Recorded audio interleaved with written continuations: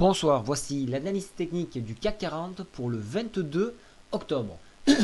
Alors ce soir, je vais m'attarder un petit peu sur l'analyse du CAC 40 puisque nous avons un peu plus de temps. Et voilà pourquoi donc j'ai décidé de la faire un petit peu plus tard et je la ferai donc toute cette semaine un petit peu plus tard. Alors je vais vous expliquer un petit peu ce qui s'est passé. Là, nous avons retracé 50% à peu près de cette bougie là. Je vais vous l'agrandir. Voilà. On retrace 50% de cette bougie. Ce qui permet à l'indice, au contact d'un pivot journalier, de venir se conforter et repartir à la hausse. Alors regardez bien, ici on voit la boulangerie qui s'écarte.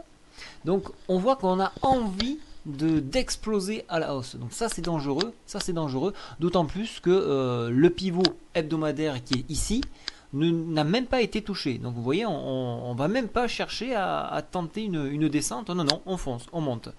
Alors je vous ai tracé une tangente ici. Un point qui pourrait être intéressant d'exploiter sur ces zones-là. Si toutefois on arrivait, ce serait des zones short intéressantes aux alentours de 4320 environ.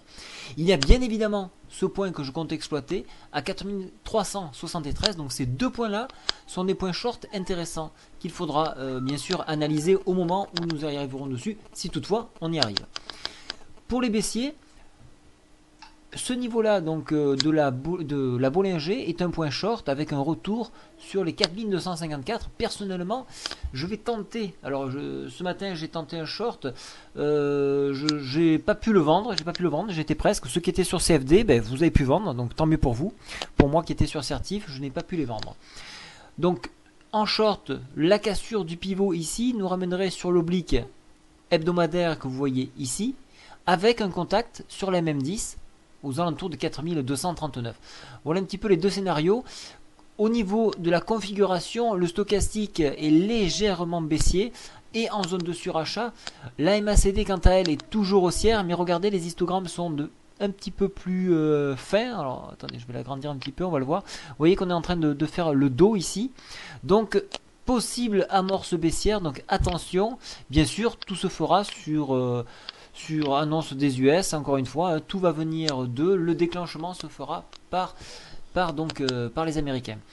Donc pour ma part, jouer sur ces zones-là entre donc 4293 et le pivot est tout à fait acceptable. Donc travailler ces points-là pour ceux qui scalpent, c'est une très bonne zone. Si je regarde le SPI 500, alors attendez, je vous le mets dans un mode beaucoup plus lisible. Voilà. Et je vais appliquer un mode. Vous savez que sur FXM vous pouvez appliquer des modèles. Voilà, bon, je vais mettre celui-là. Oui, non, ça, si je le remets l'autre, ça va pas aller. Je le retire et je vais mettre voilà celle-ci. Alors là, c'est en Ishimoku. Je vais passer en journalier. Voilà, donc Ishimoku, on est toujours sur une tendance haussière sur le SPI 500 avec aucun signe de faiblesse, bien que le stochastique hésite un petit peu à poursuivre. Donc il n'y a pas vraiment de signe. Donc attendez d'avoir un signal côté SPI 500 pour amorcer sur des indices beaucoup plus faibles, donc un mouvement baissier.